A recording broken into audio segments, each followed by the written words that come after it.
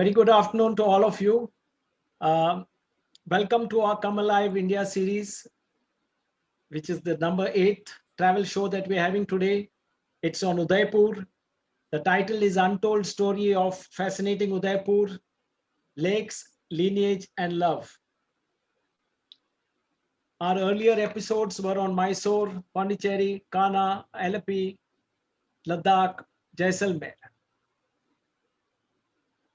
Probably the finest city in India for a long time and for a short leisure vacation. Udaipur is a city of outstanding artificial lakes, a royal lineage dating back as far as the 8th century, a breathtaking city palace on the banks of Lake Pichola, scenic islands, the Lake Palace Hotel in the middle of the lake, and one of the best hotels of the world, enchanting gardens, series of narrow and small bridges, world-class palaces and heritage hotels. Temples built in the Nagara style of architecture, a tribal and folk craft village at Shilpgram, and also a number of lanes and by-lanes adds to the mystic, magic, and splendor. Uncrowned Udaipur, or rather uncrowded Udaipur, is named after Maharana Uday Singh and is today renowned for royal weddings, not just from India, but from all over the world. They are held at the palace grounds as well as on sprawling lawns of heritage and five-star hotels, and are well known for this particular unique facet that adds to its tourist value.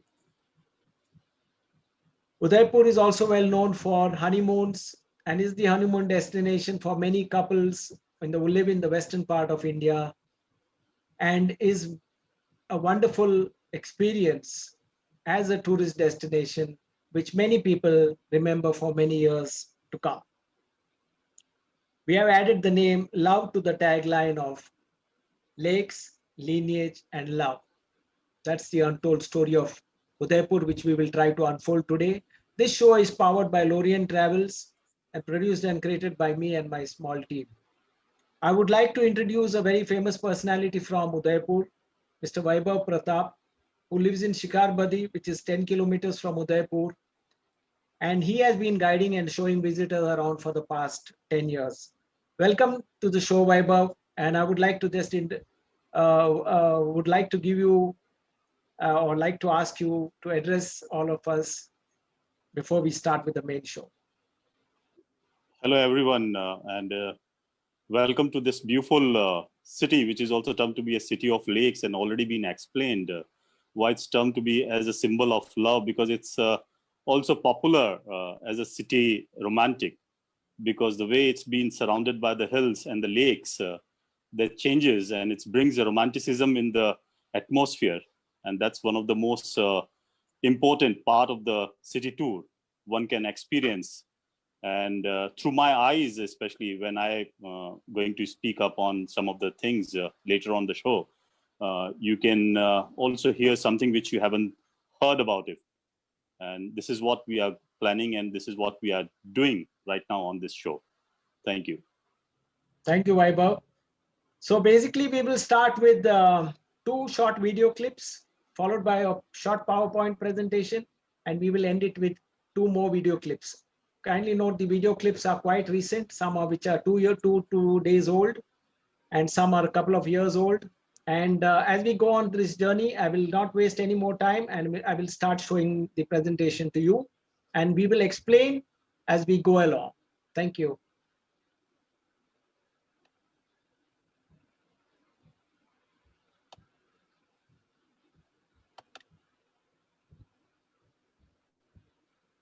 So this is Udaipur, land of lakes, lineage, and love.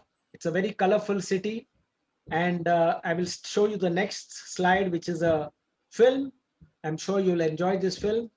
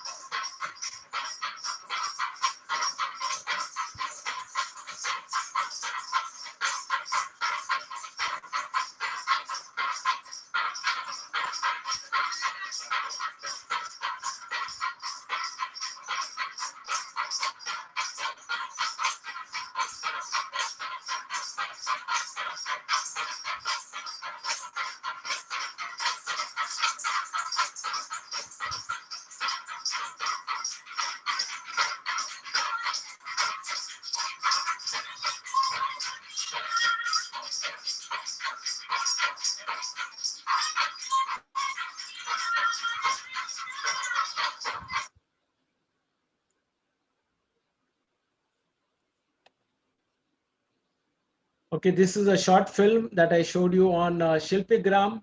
Would you like to add something on Shilpigram, Vaibhav? Yeah, it's one of the very interesting thing which been organized by what is termed to be as West Zone Cultural Center, and it's termed to be as more like an ethnographic museum, because this is the place where they have that depicts the lifestyle of all sorts of the folk and the tribal people. And most importantly, when you visit there, even you can see the huts where they have made those huts with the same sort of traditional styles, belongs to the different states of India. And at the same time, it also shows a beautiful cultural and more like when people go there and at the same place, they can see the whole India in one place, in terms of folk dances, you can say, or in terms of art and architecture, you can say, or in terms of cultural things which they are intermingling at one place. And of course, craft is the main source. So it's quite an important thing, and been introduced in 1980s, and it's become quite a popular thing. They organize like a big event in the last days of December every year. Like Yes, it starts from 21st of December and ends up in 30th of December. So yes, it's a big thing. It's a absolutely. big thing.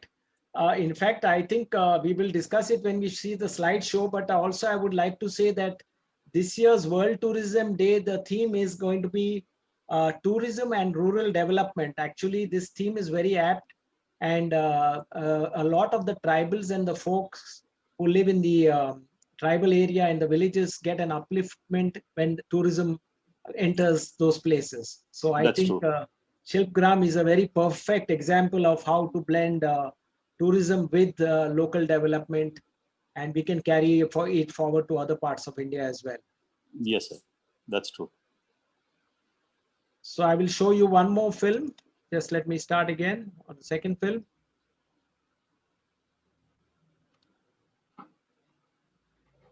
This is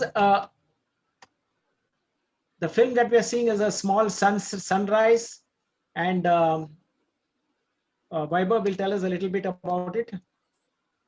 Yeah, what you are actually looking at. Sorry, sorry, sorry.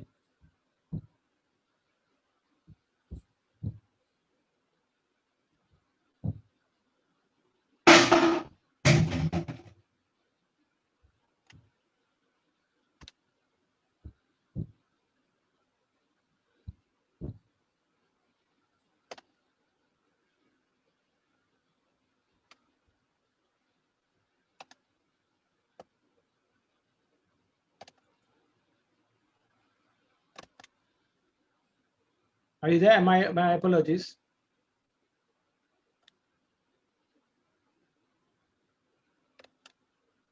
My Yes, apologies. sir. Just a Yeah. second.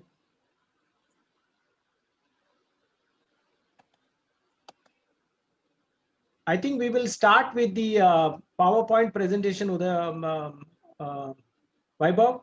Yes, sir. Before we before Yeah, we yeah. go, we will start with the PowerPoint presentation Sure. and show the films at the later part. Okay, so we will Okay. start Okay. with this. Yes, sir. So this Come Alive India, Enchanting Udaipur by Lorient Travels. We will go to the next one, which is our first slide of the show.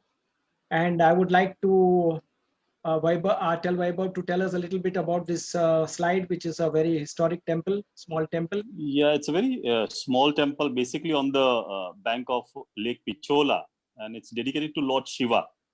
That's why you can see the people tree, which is also very interesting because one can see a lot of things and activities around the Lake Pichola. And when you visit these temples, you can see those ladies coming up every day and doing their religious things. And even at the certain time of the year, they do come to visit this special tree where they tie the strings, which Okay. is also symbolic of bringing positivity and bringing good health to their family. So it's quite interesting, quite lively around the Lake Pichola, especially around that. But you have both Shiva as well as Vishnu temples in Yes, in Udaipur, right? Udaipur. Yes, sir. Now this is the Jagdish temple, which was built in 1651. and it's a Vishnu temple comprising of 3 stories. And the structure was built in an architecture which is called as Maru Gurjari style of architecture. Could you tell us something more about this style of architecture? Yeah, Marugashri, or very popularly known as Panchayatan temple, because there are actually 5 temples on the platform. We are not able to see that, but we are actually looking at this popular Jagdish temple, which literally form of Vishnu, which means universal God. And this is actually, you can say, the second biggest in terms after Puri in Odisha, Okay. and been constructed in mid 17th century. It has taken 25 years of construction, beautifully been done with marble and granite, and 5 temples, and that's the reason it's a popular architecture of Panchayatan style, and very well known, and it's very much into the heart of the old city, very close to the walking distance from palace area. So especially become a big tourist spot also because of its architectural value and religious ceremonies, which starts early morning and keep going on throughout the evening. So it's quite a interesting place. People can understand a lot of things when they visit these Hindu temples and all, and it's quite an active temple as well. So Oh, yes, it's. what about the double? Why are they having double stories? Normally, you Yeah, see temples have generally, single yeah, that's stories, right? true. Generally, you won't be able to see such things, but double story is also symbolic of using during those days. Nowadays, it's not allowed, but back in those days, it's been used for, especially for the disciples and people going there for religious ceremony. They can sit there and they can enjoy the time, or more in terms of meditating. So that's Okay. the most important feature to this temple. Okay. So the people would go to the next level or go to Yes. the higher story Yeah, if they nowadays wanted it's to. not allowed, but yes, used to be. Okay, okay. Thank you. And also the temple carvings are quite intricate. Yeah, they are quite beautifully been done. It's one of the most, like you can say, like in terms of carvings around this particular area of Udaipur. So that's very important feature to this temple. Okay. This is the basically I think this is Balgor Ki Haveli. And this was built in 1751 by Amarchand and built in sandstone and marble, and this overlooks the Lake Pichola. It's a very beautiful little Haveli. Do people stay there now, Vaibhav? Like people are not staying right now. It belongs to the, like it's been taken by the government after 1947 and being used again, as I told you, like it's been a part of the West Zone Cultural Center, and they are organizing a quite interesting thing. Especially there is a puppet museum. What we are looking at, those beautiful windows, they have a puppet museum up there. Okay. Apart from this building, there is another interesting feature that they actually shows every evening a beautiful dance, a folk dance, which is again one of the highlight of the city. One can experience the beautiful dances and the way the ladies move their hands and gestures. It tells you a lot of stories behind those dances also. So it's quite a popular place, and